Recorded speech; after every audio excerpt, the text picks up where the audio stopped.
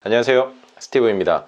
오늘은 공인중개사 1차 과목인 민법과 민사특별법 그리고 부동산학 개론에 대해서 한번 이야기를 나눠볼까 합니다. 자, 저는 개인적으로 전략 과목이 부동산학 개론이었습니다. 저는 대학에서 산업공학이라는 과목을 전공을 했어요.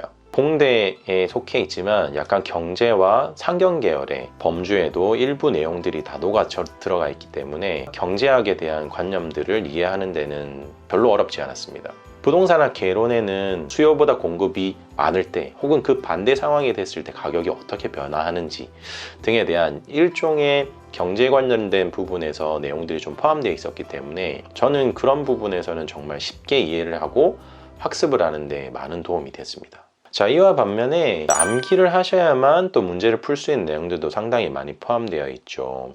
예를 들면 학자의 이름, 그 학자들이 어떤 내용을 주장을 했고 또 이렇게 어떻게 연계되어 왔는지에 대한 내용들을 다 이해하고 또 암기하셔야 돼요. 즉, 이 부동산학 개론은 수학적인 어떤 공식과 암기가 같이 수반되어 있는 약간 선물 세트 같은 그런 과목이라고 저는 생각이 듭니다. 자, 그래서 이 과목을 공부하시는 분들께 저는 방향을 두 방향으로 잡아서 공부하시는 것을 권장드립니다. 자, 첫 번째 방식은 무엇이냐 하면 계산 문제의 원칙을 보면 그 원리는 상당히 간단합니다. 예를 들면 수요 공급 그래프 같은 경우에 수요가 늘어나면 가격은 당연히 올라갈 것이고 또 공급이 많아지면 가격은 또 떨어지겠죠.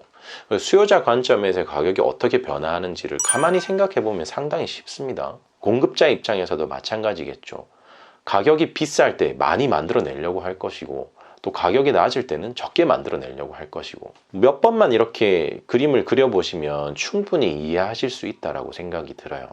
참 안타까운 부분은 이런 부분을 좀 집중해서 그 원리가 어떻게 되는지에 대한 부분을 투자를 안 하시고 이상한 공식들을 외워서 하시는 분들이 있는데 사실 제 경험에 의해서는 요즘 시험 출제에는 그렇게 단순하게는 잘 안 나오는 것 같습니다.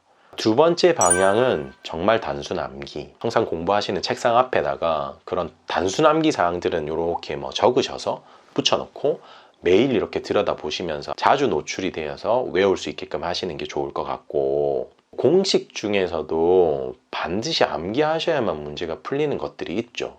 연금의 내가계수, 연금의 현가계수, 일시불의 내가계수, 일시불의 현가계수, 감채기금. 어쩔 수 없습니다. 이거는 그냥 암기를 하셔야 됩니다. 이 공식도 마찬가지로 잘 보이는 데다가 이렇게 붙여두세요. 붙여두시고 얘네들이 서로 이렇게 상관관계가 있어요. 역수, 이렇게 역수, 반대로 역수 이렇게 되는 경우들이 있기 때문에 요 하나만 잘 외워두시면 시험 문제에서도 이렇게 응용해서 충분히 쓰실 수 있습니다. 부동산학 개론은 나름 좀 자신 있어 하는 부분이었었는데 실수했던 부분이 한 가지가 있었던 게, 두 번째 말씀드렸다 암기를 열심히 안 했어요. 내가 이해하면 문제가 풀리고 그리고 계산 문제는 거의 다 마치고 그러니까 내가 상당히 잘하는구나 라고 착각을 했는데 결국에는 얘도 암기입니다. 반드시 외워야 되는 필수 암기 항목들은 노트 하시던지 아니면 이렇게 암기 카드들 만드셔가지고 암기를 꼭 하셔야 되고, 특히 학원에서 이렇게 제공해주는 요약집이 있어요. 이런 요약집이 다 그 순서대로 이렇게 착착착착 되어 있어서 직장인 동차분들 기본서 활용도 좋지만 그런 어떤 요약집 통해서 계속 굵직굵직한 뼈대를 잡는 데 집중하시면 좋은 결과 있으실 거라고 생각합니다. 자, 결론은 부동산학 개론은 방향을 두 가지로 잡으시고, 암기를 해야 되는 사항은 노출을 많이 해서 자주 들여다보시면서 이 부분에 암기를 할 수 있도록 하시고, 이론적으로 좀 이해가 필요하고 시간을 조금 투자해서 집중적으로 봐야 되는 부분은 회독수를 많이 늘리는 건 별로 의미가 없다고 생각을 해요. 2시간 정도만 딱 놓고 들여다보시면 한 번 세팅해 놓으면 이거 지금 시험 끝까지 가거든요. 이해하셔서 접근하시면 좋은 결과 있으실 거라고 생각합니다. 자, 두 번째가 민법 및 민사특별법. 상대적으로 개론에 비해서 저는 민법이 힘들었습니다. 사실 처음에 민법의 기초와 기본 과정을 돌았을 때 저는 민법이 너무 자신 있었습니다. 자, 이렇게 하면 본 시험에서 진짜 만점을 받을 수 있을 것 같다라는 생각도 했었는데 정말 큰 착각이었습니다. 자, 그 이유는 민법 과목은 이 강의를 들으면 들을수록 이해가 되는 거예요. 말을 알아듣기 시작을 합니다. 왜냐하면 제가 공대 출신이라고 말씀드렸잖아요. 법 과목은 여태껏 한 번도 접해본 적이 없습니다. 가불병정만 나와도 머리 막 복잡하고, 심지어 공인중개사 준비를 하기 전에 채권자와 채무자도 구분을 못했어요. 그 정도로 정말 이제 문외한이었죠. 민법을 처음 접했을 때는 나오는 용어와 단어 자체가 완전 외계어입니다. 알아들을 수가 없었습니다. 근데 공부를 하면서 얘를 알아듣기 시작하고 그 원리들이 막 이제 이해가 되니까 스스로 내가 이걸 안다라고 착각을 했던 거죠. 그래서 자신감이 막 충천해 있었는데, 문제는 문제가 안 풀립니다.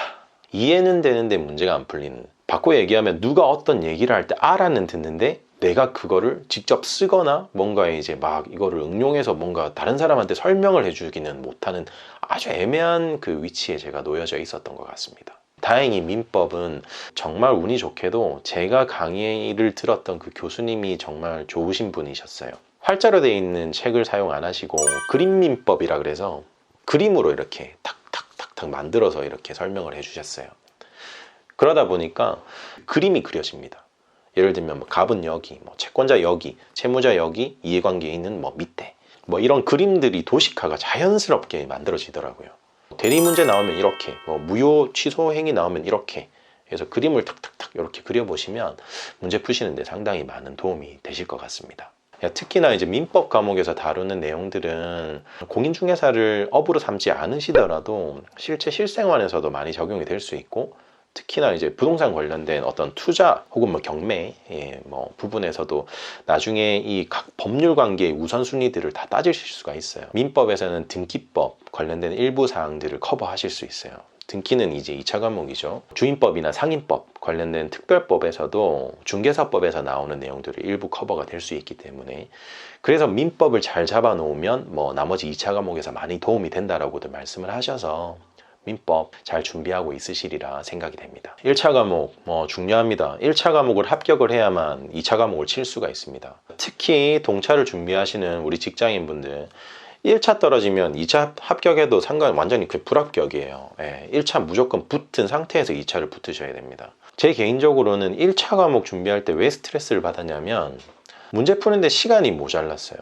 왜냐면 상대적으로 민법 지문이 좀 길어요. 민법 지문들은 전부 OX입니다. OX 문제. 그러니까 다 읽어봐야 돼요. 읽어보고 O, 읽어보고 X, 읽어보고 O, 뭐 읽어보고 X. 공법이나 중개사는 안 그렇거든요. 명확하거든요. 답이 딱딱딱 정해져 있기 때문에 보면 바로 답이 나옵니다. 보면 빡, 보면 빡. 근데 민법은 단답형으로 나오는 게 아니라 문장을 이해하고 그 문장에 대한 분석을 해야만 문제를 풀 수 있는 구조로 되어 있습니다. 민법 푸실 때에 팁을 좀 드리자면, 일단 OX로 다 구성이 되어 있어서 문제를 보시면서 이건 O다 X다를 판단하는 능력들을 키워 나가셔야 되고, 나중에 그런 판단 능력들을 키워 나갈 수 있는 연습 팁은 또 다음에 기출과정이나 뭐 동형 모의고사 들어갈 때 한번 알려드릴게요. 정말 좋은 꿀팁이 하나 있거든요. 그래서 1차 과목 치실 때 특히 민법 준비하시는 분들은 시간 관리 잘 하셔야 되고, 개론에서도 뭐 계산 문제에 시간 없어도 못 푸는 그런 불상사는 발생되지 않도록 시간에 대한 부분을 잘 관리하실 것을 권장드립니다. 오늘은 개론과 민법 1차 과목에 대한 내용들로 좀 설명을 드려봤습니다. 내용이 좀 도움이 되셨는지 모르겠네요. 자, 오늘도 영상 봐주셔서 너무 감사드리고, 곧 있으면 이제 기출문제 과정 진행이 되겠네요. 기출문제 과정에서 또 제가 공부했던 방법들 같이 나눠드리면서 공부하시는데 조금이나마 도움이 되셨으면 좋겠습니다. 영상 봐주셔서 감사합니다. 스티브였습니다.